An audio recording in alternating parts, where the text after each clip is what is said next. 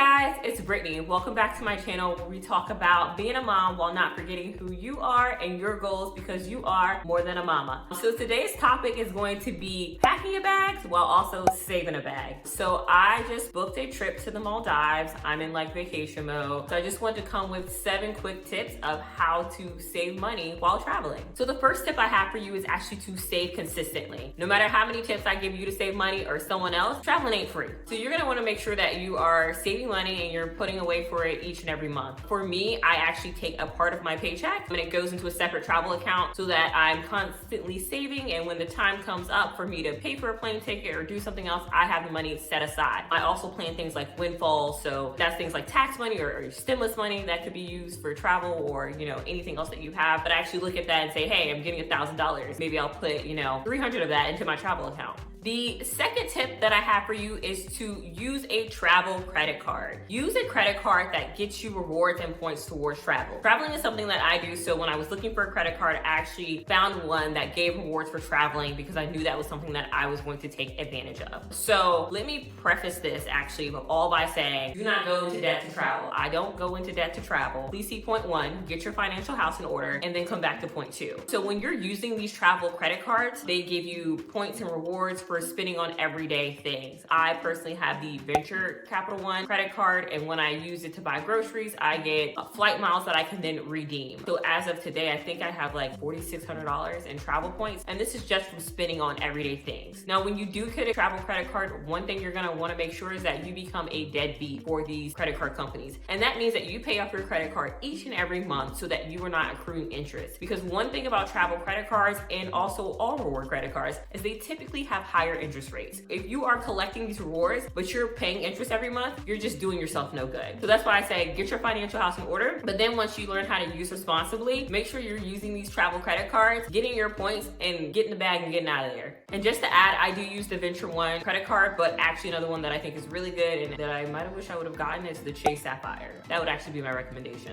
The third recommendation would be to use something like Airbnb or VRBO. So when you're booking, you have a choice between hotels and then you can go the vacation rental style. I tend to prefer Airbnb. I find them to be slightly cheaper, especially if you are splitting rooms with people and now you actually have the space to split rooms versus staying in one room, hotel room, and we're all going to squeeze up in here. We're not doing that. So that is my preference. It actually depends on the type of vacation. I'll probably do another video on that. But check out your Airbnbs because you can actually find a cheaper stay. The fourth thing that I would recommend is to actually use your delays. So this is probably not going to be as prevalent during Corona, but after this whole thing passed, I'm sure it will be. But by use delays, what I mean is if you have a ticket with a long layover, number 1, those tickets are usually cheaper. And number 2, you can actually use the ticket to go see another country or another destination at the same time. So when I was traveling with my friend in Europe, one of the things that we did is we traveled from Budapest to Greece. But in the middle of that, we had an 8-hour layover in Rome. So we actually left the airport. There's a bus that'll take you out for the day because people are doing this and bring you back to the airport. So if you have a long layover, again, with Corona, it's probably a hassle, so just stay behind in the airport. But once this is all over, if you have a layover that's really long, you might want to consider getting that ticket that's slightly cheaper and then using that ticket to also see another destination. The 5th tip that I have for you guys is to actually check the fees. So we've all been there when we've checked Google Flights and we've looked at a ticket and we've said, oh, this flight's only $29. And then you find out that flight is Spirit and you gotta pay for your bags on each leg of the trip. You gotta pay to get on the plane. You gotta pay to check in. You have to pay for water. You gotta pay to breathe air. Like, it's a lot. So in your effort to save money, just make sure you're not being too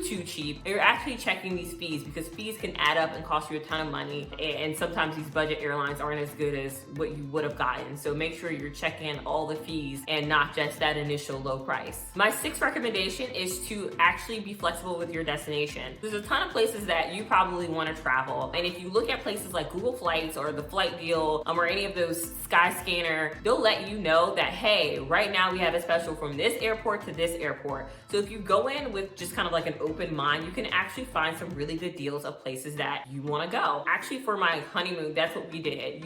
Weddings are expensive. We had just spent a lot of money on our wedding. And I went to Google Flights. I looked at when our wedding was. I pulled up that map and I was like, we're going to Belize. And it's actually one of the best vacations that I've ever taken. Flights were really cheap at the time, only like $350. So be flexible with your destination. You'll get to explore a new place and you'll get to save some coins. So my seventh and final tip is to be flexible with your dates. So this kind of ties back to my first one about being flexible with your location, but being flexible with locations and dates will save you the most money, hands down. So if you're like me, you gotta find someone to watch your kids, you gotta take off of work. But with all of this, you can typically plan these out within enough time where no dates are inflexible. We all have dates where we can't travel, but if you think about traveling far enough in advance, this isn't gonna be a big deal. You can say, okay, hey, 4 months from now, I'm gonna go here. So really use those tools to your advantage. Places like Skyscanner, the Flight Deal, Google Flights, you can tell them how many nights you wanna stay. You can actually look at the calendars and say, okay, well, if I go at the beginning of the month, the tickets are actually $200 more than if I go at the end of the month. What you got going on at the end of the month? Nothing. Well, then move your trip to the end of the month. So that's really gonna save you a ton of money.